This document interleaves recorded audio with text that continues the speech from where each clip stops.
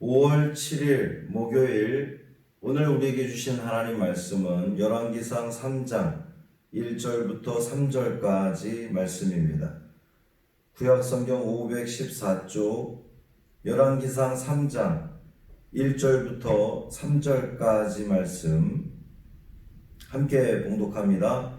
솔로몬이 애굽의 왕 바로와 더불어 혼인관계를 맺어 그의 딸을 맞이하고 다윗성에 데려다가 두고 자기의 왕궁과 여호와의 성전과 예루살렘 주위의 성의 공사가 끝나기를 기다리니라. 그때까지 여호와의 이름을 위하여 성전을 아직 건축하지 아니하였으므로 백성들이 산당에서 제사하며 솔로몬이 여호와를 사랑하고 그의 아버지 다윗의 법도를 행하였으나 산당에서 제사하며 분향하더라. 아멘. 이 말씀 하나님 말씀입니다. 사랑하는 성도들의 삶 속에 주님이 주시는 참 평안이 함께 하시기를 주님의 이름으로 축원합니다. 열왕기상 1장 2장에서는 다윗의 뒤를 이어서 솔로몬이 이제 왕으로 등극하는 그러한 장면, 또 솔로몬이 하나님의 공의와 또 솔로몬의 이 왕권 강화를 위해서 실행했던 이 과거사 정리에 대한 그러한 부분들을 기술을 했습니다.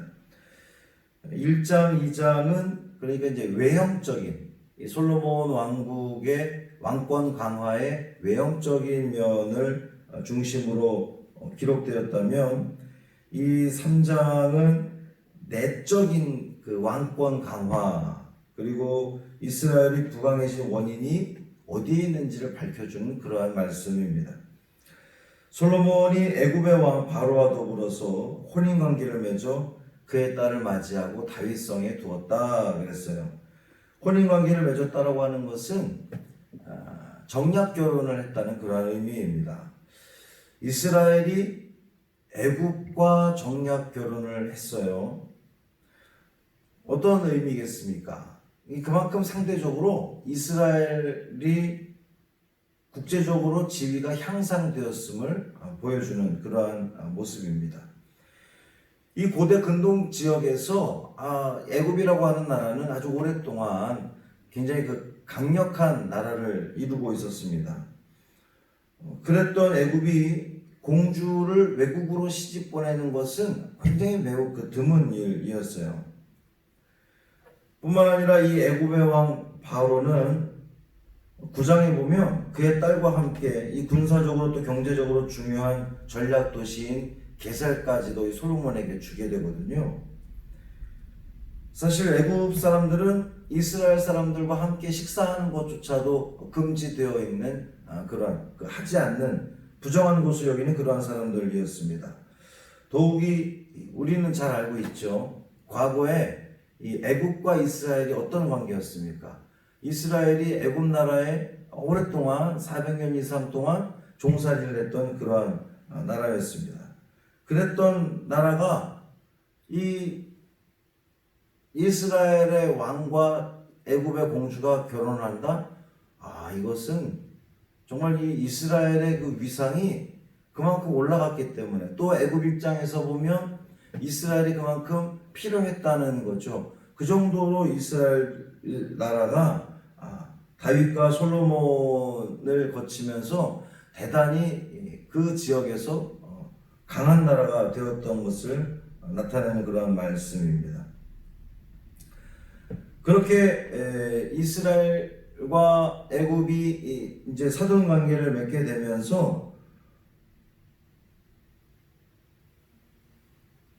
이 애굽 나라는 팔레스틴을 통하는 그런 그 무역 통로를 얻게 됐고, 솔로몬은 블레셋을 고립시키고 남방의 국경지대를 더욱더 확고히 하는 그런 그 결과를 얻게 됩니다. 솔로몬이 애굽 공주와 결혼한 것은 사실 율법적으로 보면 문제가 되는 것은 아니에요. 왜냐하면 이방인과의 결혼은 진작부터 있어 왔습니다. 요셉도 애굽에 팔려갔을 때에 총리가 되면서 이방인과 결혼했죠. 그리고 모세도 역시 이방인과 결혼했던 전례가 있습니다. 율법이 금지하고 있는 혼인은 이방인과의 혼인을 금지하는 것이 아니라 가나안 여인과의 혼인이었죠. 그리고 오히려 율법은 이제 전쟁 시에 취한 이방 여인과의 결혼을 허용했어요. 단 이제 조건이 있죠. 그 이방 여인이 하나님을 섬긴다라고 하는 그런 조건, 전제 조건이 있어야 됐습니다. 그렇게 데려온 아내를 다윗성에 두고 왕궁과 성전 그리고 예루살렘 성 주변 공사가 끝나기까지 기다렸다 그랬어요. 역대기에 보면 솔로몬이 정치적인 목적으로 바로의 딸을 아내로 맞이하긴 했지만 이 이스라엘의 종교하고 이 애굽의 종교가 다르잖아요. 그것을 피하기 위해서 세심한 주의를 기울였던 것을 볼 수가 있어요. 그만큼 솔로몬의 신앙을 부각시키는 그러한 장면이기도 하고요. 그리고 2절에서는 성전이 아직 건축되기 전이었기 때문에 백성들이 산당에서 제사했다 그랬습니다. 그리고 이제 3절을 보면 솔로몬이 여호와를 사랑하고 그의 아버지 다윗의 법도를 행하였으나 뭔가 그 부정적인 거죠. 산당에서 제사하며 분향했다. 그러니까 지금 오늘 본문만 읽어보면 이스라엘 백성들이 이제 솔로몬이 또 이스라엘 백성들이 산당에서 제사하며 분향한 것은 왠지 뭔가 좀 부정적인 것으로 그렇게 느껴지게 만듭니다. 이스라엘 백성들이 이방신을 섬긴 것도 아니고 하나님을 제사하는데 그것이 산당이기 때문에 문제가 되는 그러한 느낌이에요.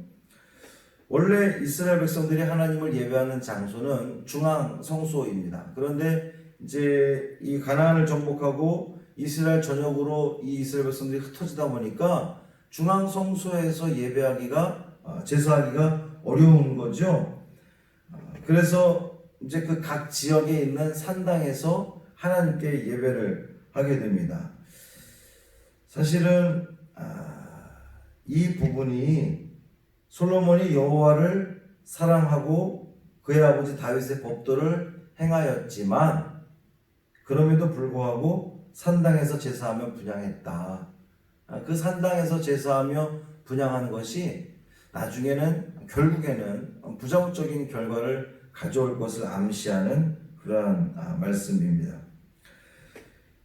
솔로몬이 여호와를 사랑하고 그의 아버지 다윗의 법도를 행하였다 그랬어요. 근데 사실 좀 더 올바른 번역은 솔로몬이 여호와를 사랑했기에 아버지 다윗의 법도를 행하였다 이렇게 번역하는 것이 옳습니다. 다윗의 법도는 무엇일까요? 그 2장에서 유언했던 내용 하나님의 말씀입니다. 하나님을 사랑한 솔로몬이 다윗의 유언에 따라서 하나님 말씀에 순종하는 삶을 살았다. 이런 그 의미입니다.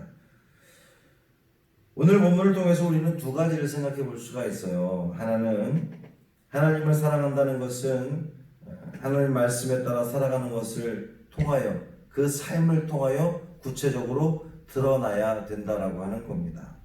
우리들은 오직 하나님 말씀에 순종하느냐 그렇지 않느냐에 따라서 우리가 하나님을 사랑하느냐 사랑하지 않느냐가 드러난다는 거예요. 여러분은 하나님을 사랑하시죠? 믿습니다. 아멘.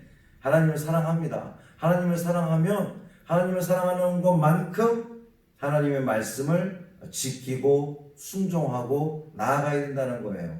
하나님을 사랑한다고 말은 하면서 말씀을 지키지 않는다는 것은 사랑하지 않는다는 겁니다.